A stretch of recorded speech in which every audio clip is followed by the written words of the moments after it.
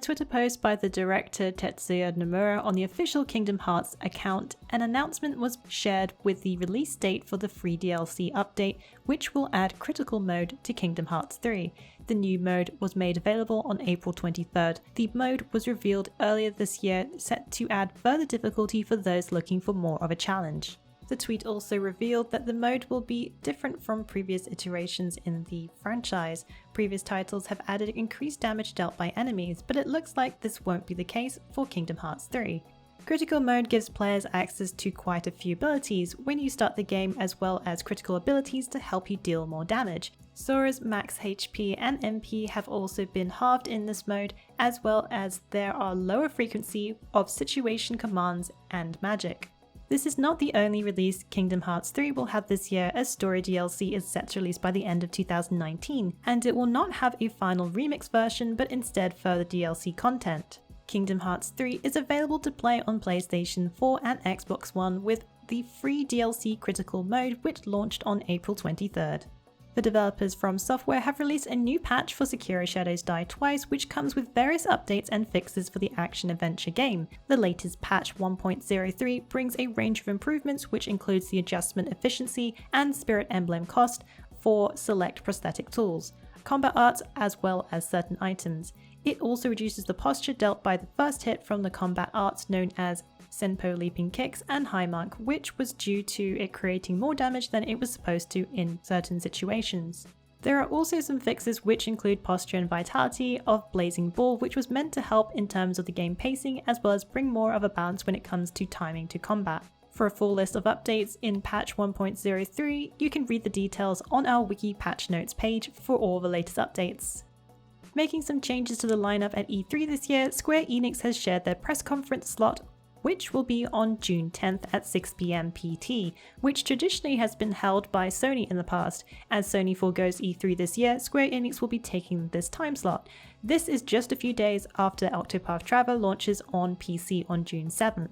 As for what they will be showing this year, hopefully it's more on the Final Fantasy VII Remake, which has been a little quiet on the details so far. After Tetsuya Nomura finished up with Kingdom Hearts 3, fans have been hoping to see the progress for Final Fantasy VII. Previously, the director has shared the possibility of making compilation titles. It was also earlier this month that they announced Naoki Hamaguchi as the co-director for Final Fantasy VII, who was previously project lead. Square Enix have also revealed, along with the recent release of the critical mode for Kingdom Hearts 3, there will be further DLC content which could be outlined further at E3. There could be more surprises at this year's E3, but we'll have to wait and see what they'll reveal on June 10th. Common Games have launched their Kickstarter for Bloodborne the Board Game.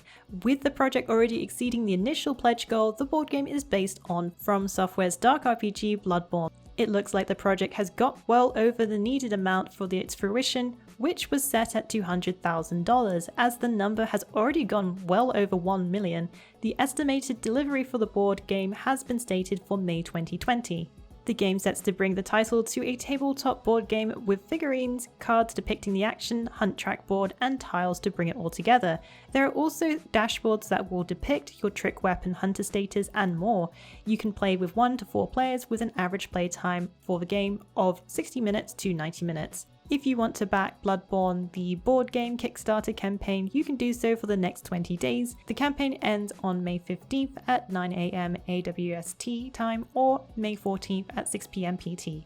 The PlayStation 4 version of Slay the Spire will be releasing in May, and the developer Megacrit have released a new trailer showcasing the card game that mixes in RPG elements. The deck builder card game lets players choose from 3 characters who each have their own card set to battle it out against enemies using strategy.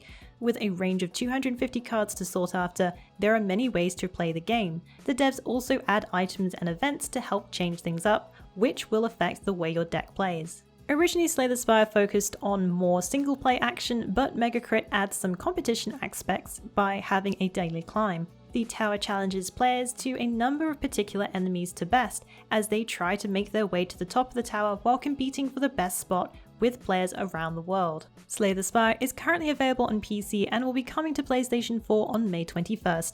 A Nintendo Switch version is set to launch later this year. Atlus have revealed Persona 5 Royale, which is a more expanded version of its school-based JRPG, and it will come to the West next year for PlayStation 4.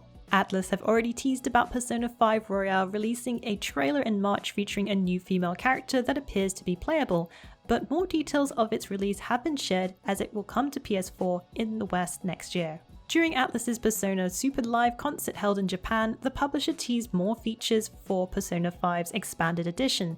These will include new areas to explore in Tokyo, new characters, reworked dungeon design with new foes to face, graphical and UI improvements. There will also be new music to enjoy and a new third semester in Shujin Academy. Persona 5 has sold 2.7 million units and has now joined PlayStation Hits with a permanent price of $19.99. Persona 5 Royale sets to release in the West sometime next year and in Japan on October 31st, 2019. But that's not it for Persona news, as Atlus have revealed a new title, Persona 5 Scramble the Phanotm Strikers, which was announced at the end of Day 2 of the Persona Super Live P Sound Street 2019 concert. The title was teased earlier in April as Persona 5S, now being given its full name Persona 5 Scramble the Phanotm Strikers.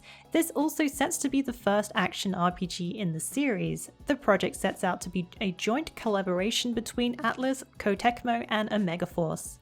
A new trailer shows that the Joker defeating masses of enemies. You can also see the elemental weaknesses system which is present in the Persona games. The game also is a brand new story and features a new character which is seen at the end of the trailer.